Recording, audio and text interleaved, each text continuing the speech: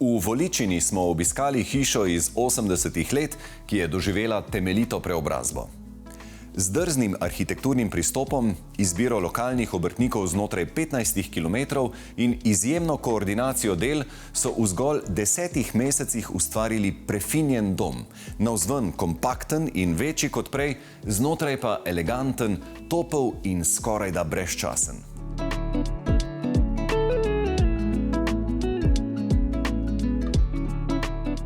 Danes smo v hiši, kjer nič ni bilo prepuščeno naključju.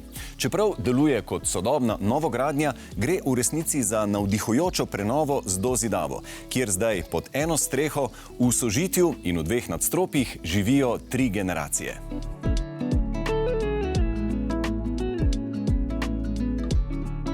Zlatka in Denis, zdravo, čudovit, spektakularen dom imata in glede na tale končni videz me najprej zanima, kako to, da ste se odločila za prenovo, ne pa za novogradnjo. Pozdravljeni. Zgodilo se je to, da sva pričakovala drugega otroka in naenkrat so stari prostori postali tesni. Prva ideja je bila bolj enostavna, pa nam je žal občinski prostorski načrt ni dopuščal. In potem je bilo treba iti v prizidek, s tem, da nisva hotela prizidka na vsak način, nisva hotela prizidka, ki ne paše nikamor, ki je kot neko skropucalo. In zato sva iskala arhitekta in sva rekla, če bo naredil dobro idejo, gremo v to, drugače pa iščemo novo parcelo. Kaj se je pa zgodilo? Ja, arhitekt je že prvo verzijo naredil tako dobro, da sva rekla, evo, v to greva. Tako je bila ljubezen na prvi pogled. A ste kdaj naredila kalkulacijo v smislu, koliko bi vaju približno tak končni videz stal, če bi šla v novogradnjo, oziroma je bilo ceneje iti v prenovo take hiše? Zagotovo je bila obnova ali pa dograditev obstoječega objekta nekoliko cenejša. Čeprav smo tukaj v močnem sodelovanju z arhitektom potem res iskali neke optimalne rešitve iz funkcionalnega, estetskega in na koncu tudi stroškovnega vidika. Tako da same kalkulacije točne nimava, ocenjujeva pa, da bi bil tovrsten objekt približno 20% dražji, vekoliko bi šlo za novogradnjo. Pomemben dejavnik pri odločitvi za obnovo je bil tudi to, da so v tej hiši živeli tudi moji starši, oziroma še zmeraj prebivajo v Pritličju, kar pomeni, da imamo varuško za otroke zmeraj pri roki in tudi veselo koristimo. To je pa sploh zlata vredno. In kako korenito je bilo treba poseči zdaj v to hišo? Kaj vse ste morali narediti, da ste dobili tale fantastičen vtis? Obnova je bila zelo temeljita, oziroma celo temeljitejša, kot so sprva predvidevali. Razlog za to je ravno ta osrednji prostor, v katerem se sedaj nahajamo, ker smo ob sorazmerno veliki površini želeli tudi ta volumen, kar je pomenilo, da smo morali odstraniti strop, oziroma smo odstranili približno 2/3 starega stropa, kar je za seboj potegnilo tudi potrebne statične ojačitve, tako da danes zadeva, oziroma hiša tudi potresno varna ali še varnejša, kot je bila pred obnovo. Matjaž, kot arhitekt pri tem projektu ste dodobra preučili hiše iz 70. in 80. let in kakšna je njihova možnost prenove. In me zanima, kakšen potencial imajo te hiše? Definitivno je bila neka raziskava potrebna, kaj nas dejansko čaka, preden to razdremo. Hvala Bogu so hiše zidane, grajene monolitno. Imamo opeko, imamo beton. Na te konstrukcije je najlažje narediti bilo kako spremembo, sanacijo in rekonstrukcijo. Definitivno je bilo veliko izzivov pri samem obodu, pri delanju novih odprtin, pri dozidavi, kar pri vsaki prenovi nastane. Prenove so precej težje od novogradnj. Je določen okvir, ki te definira že v štartu. Nimaš prostih rok, ne moreš vseh idej sprobati, sprovesti, si v škatlici. In znotraj te škatlice moraš narediti neko zadevo, ki še do zdaj ni obstajala. Da bo po novi funkciji služila stranki, da bo lahko živela z njimi in po novih kriterijih, ki jih imamo zdaj, namesto 50 let nazaj. V zgolj 10 mesecih je na zemljišču družine Trinkaus zrasel prostoren prizidek, odet v fasadne plošče v peščenem odtenku, ki je družini v nadstropju dodal 160 m2 novega življenjskega prostora, s čimer se je bivalna površina povečala z 90 na 250 m2. Pod prizidkom je nastal še praktičen prostor za parkiranje avtomobilov. Istočasno je stara hiša doživela temeljito prenovo.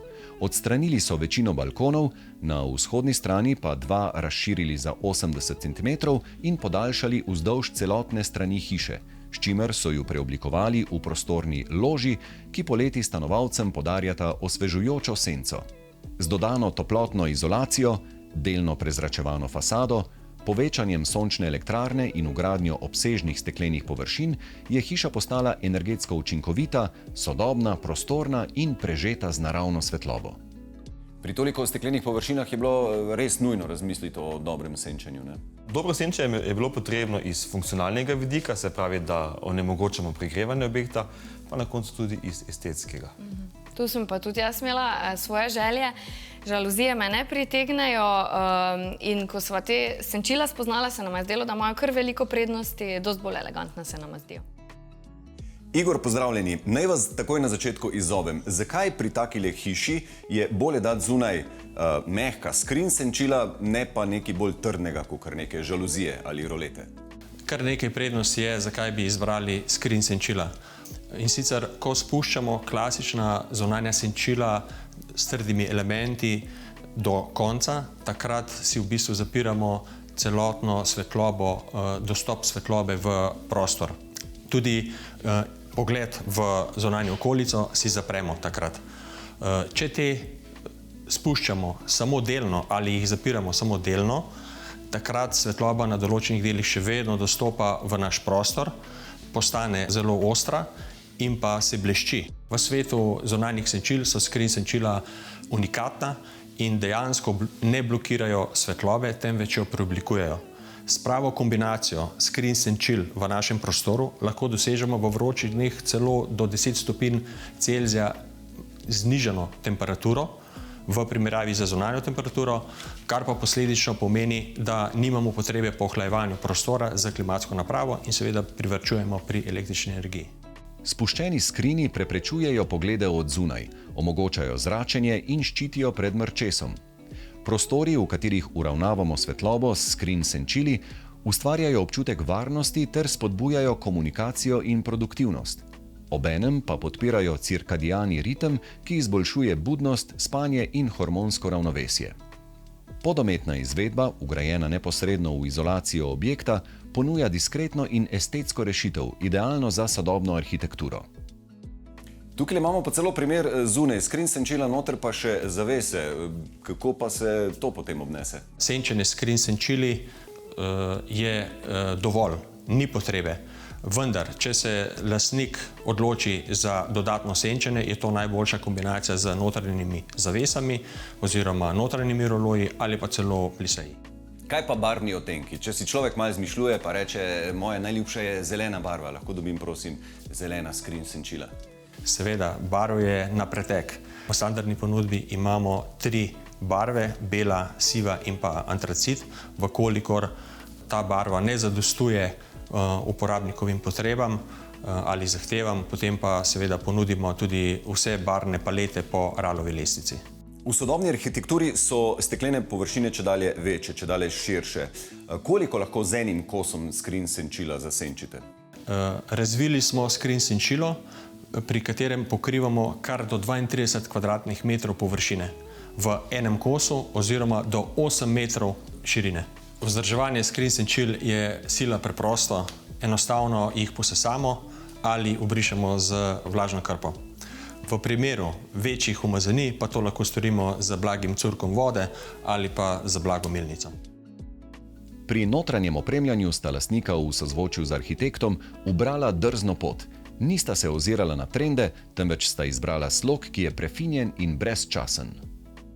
Kako ste si zamislili razporeditev prostorov po vajni hiši? Tu je pa bilo treba zadeve dobro premisliti, ker je bilo namreč seveda veliko omejitev iz tega razloga, ker je hiša že prej obstajala. Midva sva želela tudi čim manjši vložek, zakaj bi spreminjali stvari, ki delujejo, ki funkcionirajo. Nama je pa bila želja, da je torej cel naš dom sedaj v enem nadstropju in smo v nov prizidek umestili spalni del, 2 otroški sobi in pa to glavno spalnico s kopalnico, z garderobo, vse ostalo je pa zdaj nekako v tem srednjem prostoru, pa galerija tudi spet naredi svoj nek občutek odprtosti, služi tudi kot pisarna, tako da mislimo, no, zadeve funkcionirajo pa da bojo še nekaj let. Zlatka, drznil si bom to vprašanje, a imajo Zlati detajli, ki jih imamo kar veliko v tej hiši, imajo kaj veze z vašim imenom ali pa je bil to vaš dotik? Morda na neki nezavedni ravni, pa res. Drugače pa, kaj pa vem, jaz že od nekdaj imam rada te stare stvari, ki imajo zgodovino in se mi zdi, da zlata je taka, ki bo večna, daje eleganco, daje toplino domu in to sva želela doseči. Nisva hotela, da je notranjost preveč sterilna. Je pa bil, to pa moram povedati, kar izziv usklajevati zlate odtenke, ki se pač dobijo, ker različni materiali v zlati barvi delujejo povsem različno. Kje vse ste si omislili pametne inštalacije, pametne pripomočke in kako vam to olajša življenje? Najna želja ob začetku gradnje je bila, da gradimo hišo za prihodnost. Kar pomeni, v tej luči smo tudi iskali pametne rešitve, pametne inštalacije, ki danes celotno hišo povezujejo z svetili, senčili, ki so povsem avtomatski in prilagajajo temperaturi, tudi dnevni svetlobi. Na te pametne inštalacije imamo povezano centralno prezračevanje, tako da imamo v hiši zmeraj svež zrak. Hkrati pa je to prezračevanje povezano tudi z centralno klimatsko napravo, tako da nimamo težav pri temperiranju niti poleti, niti pozimi. In Denis, vi ste bili ta glavni za kuhno, menda, ne? Res je, čeprav je Zlatka, moja žena, tista, ki večino časa kuha, ampak te tehnološke novosti so bile pa nekakšno moja ideja. Najprej brezročajna pečica, senzorska armatura oziroma pipa. Kako to dela? Kako mislite senzorska? Senzorska se pravi, deluje samo na dotik. To pomeni, da če imaš umazane roke, ne umažeš hkrati po kuhinje. Naslednja želja, pa bom rekel kar moje neko osebno zadoščenje, pa je bil pametni hladilnik. Mi smo želeli pametni hladilnik, kateri omogoča poleg svojih klasičnih funkcij tudi naročilo hrane, predvajanje glasbe ali pa vremenske napovedi. Vse to vam naredi? Vse to nam naredi, ampak še kuha še pa zmeraj žena. Zdi se mi, da tukaj so en zaščitni znak, eni veliki monolitni elementi, kot naprimer tale temen kubus v srednjem prostoru. Ta brutalistični kubus, ki smo ga uporabili, deluje monolitno, deluje brutalistično, saj je v samem centru. Gre za osnovni geometrijski element, obliko, ki je dejansko prisotna skozi obe etaži in ogromno funkcij vključuje in deluje, bom rekel, zelo povezano in minimalistično. Z te strani imamo kuhinjo, z druge strani imamo stopnice, ki nas peljejo v galerijo. Pod stopnicami imamo garderobno omaro in na samem stopnišču, ki je v bistvu nad kuhinjo, imamo še dodatne strnjevalne prostore, ki dejansko pomagajo pri življenju znotraj tega objekta. Moje mnenje je, da point življenja, point bivanja so omare, je shranjevalni prostor. Arhitekt poudarja, da morajo shranjevalni prostori harmonično slediti gibanju stanovalcev in ritmu življenja v domu. S to mislijo je zasnoval tudi otroški sobi, ki sta prostorni, navdihujoči, prežeti z naravno svetlobo in izdelani z izjemno mizarsko natančnostjo. Obenem pa omogočata preprosto prilagajanje pohištva spreminjajočim se potrebam odraščajočih otrok. Domiselnost je opazna tudi v podolgovati spalnici z izbranimi tapetami, garderobnim kotičkom in prostorno kopalnico. Ampak a ni malo zoprno, če je človek tamle na WC-ju na školjki, tukaj pa nekdo v spalnici, pa da se gledata? To pa je funkcija tega pametnega stekla, ki omogoča dve stvari, in sicer prosojnost, transparentnost, prehajanje svetlobe. Ko pa je potreba po zasebnosti, pa se enostavno s tem prvim gumbom se doseže mat efekt. Opa, Večno steklo. evo ga, pa si sam na WC-ju. Tako. V spalnih prostorih so skrini iz blaga z manjšo prepustnostjo, da zagotavljajo boljšo zatemnitev. Kaj pa glasnost? Poznam tudi take vrste nekih zunanjih rolet ali pa žaluzij, ki prav sosede še zbudijo, ne samo tiste, ki so v tej hiši. Skrin senčila so izredno tiha, tudi v vetrnih razmerah, zato so idealna za uporabo v spalnicah. Skrin senčilo upravljamo ročno ali preko elektromotorja, tega pa lahko opcijsko povežemo tudi in integriramo z pametnimi domovi. Prednost skrin senčil pred ostalimi zunanjimi senčili, predvsem tistimi s trdimi elementi, je predvsem v tem, da v primeru ujme in toče skrin senčila niso dovzetna za to in dejansko ščitijo okno ter ostanejo fleksibilna, obdržijo svojo prvotno obliko. In prenesejo marsikaj, tudi hude udarce v primeru neke toče. Tako. Matjaž, kakšna je ideja za tem res zanimivim elementom lesenih oblog na hodniku? To je bil na moj največji izziv na tem projektu. Zlatka je imela veliko željo, kako naj rečem, priključiti nek vtis staromeščanskosti z stenskimi štukaturami in z materiali, ki so prisotni. Ni bilo pametne ideje, kako stenske štukature in sodoben stil povezati.